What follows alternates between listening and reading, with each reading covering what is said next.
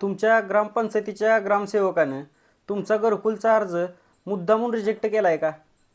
तर मित्रांनो, अनेक लोकांच्या मनात असे प्रश्न आहेत की आमच्या ग्रामसेवकाने आम्ही अर्ज देऊनसुद्धा आमचा घरकुलचा अर्ज जो आहे तो रिजेक्ट केला. तर मित्रांनो, याबद्दलच आपण सविस्तर माहिती घेणार आहे. आता तुमच्या गावातील अर्ज ग्रामसेवकाने डिलीट केला का, कुठल्या पुढाऱ्याने डिलीट केला का, कोणत्या सदस्याने डिलीट केला किंवा कर्मचाऱ्याने डिलीट केला, तर याबद्दल संपूर्ण A to Z आपण माहिती या व्हिडिओच्या माध्यमातून घेतोय. व्हिडिओ नक्की शेवटपर्यंत बघा आणि आपल्या चॅनलवर जर का नवीन असाल तर चॅनलला लगेच सबस्क्राईब करून ठेवा. नमस्कार मित्रांनो, मी अक्षय, तुम्ही पाहताय क्लिक मराठी. मित्रांनो, सध्या गावात एकच चर्चा आहे की माझं ग्रामसेवकाने नाव घालवलं किंवा पुढाऱ्याने नाव घालवलं किंवा इतर सदस्य कर्मचारी यांनी घरकुलच्या यादीतनं नाव कमी केलं.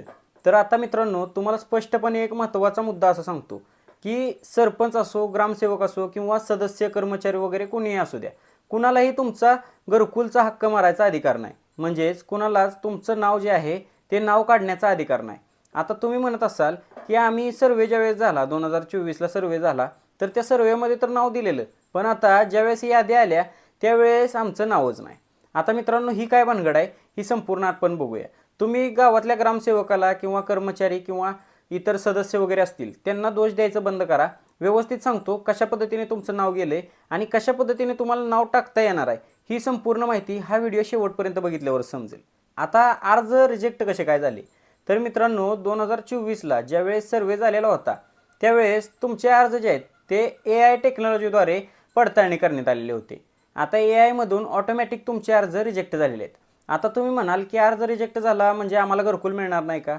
तर मित्रांनो थांबा.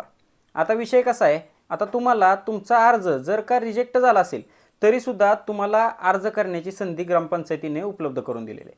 आता येणाऱ्या ग्रामसभेमध्ये किंवा तुमची ग्रामसभा जरी झाली असेल तरी तुम्हाला ग्रामपंचायतीमध्ये एक अर्ज लिहून द्यायचा आहे. आता अर्ज काय देणार, तर मित्रांनो तो अर्ज काय द्यायचा किंवा त्याची PDF कशी मिळेल ते सुद्धा तुम्हाला याच व्हिडिओतून सांगतो. PDF सुद्धा तुम्हाला मीच देणार आहे, अर्ज कोणता द्यायचा ते सुद्धा तुम्हाला मीच सांगणार आहे. आणि मित्रांनो, तुम्ही जर का खरोखर पात्र असाल तर तुम्हाला घरकुल मिळवण्याची जबाबदारी आमची आहे.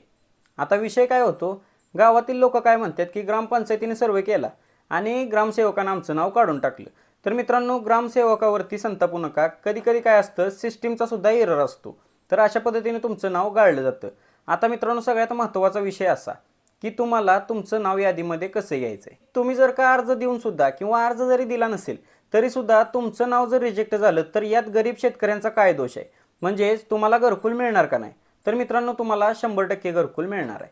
आता मित्रांनो, तुम्हाला ग्रामपंचायतीबरोबर भांडण न करता पुढील प्रोसेस सांगतो ती स्टेप बाय स्टेप करायची, जेणेकरून तुम्हाला घरकुल मिळण्यास मदत होईल. सगळ्यात पहिलं काम तुम्हाला काय करायचं आहे, तुम्हाला तुमच्या ग्रामपंचायतमध्ये जायचं आहे आणि आमचं नाव रिजेक्ट यादीमध्ये कसं काय आलं किंवा आमच्या कागदपत्रामध्ये कोणती तफावत आहे का, कागदपत्र कोणती द्यायची बाकी आहेत का, ही विचारपूस अगोदर करून घ्यायची. आता मित्रांनो, तुम्हाला सांगतो की शासनाने एक अफिलिएट कमिटी जाहीर केलेली आहे, म्हणजेच कमिटी बनवलेली आहे. तर त्या कमिटीकडे हा सगळा डेटा जातो व तुमचे प्रॉब्लेम सॉर्ट आउट होतात. आता तुम्हाला अर्ज कसा मिळणार, तर मित्रांनो खाली कमेंट बॉक्समध्ये फॉर्म असं टाईप करा आणि सेंड करा. तुम्हाला अर्ज जो आहे तो तुम्हाला मिळून जाईल.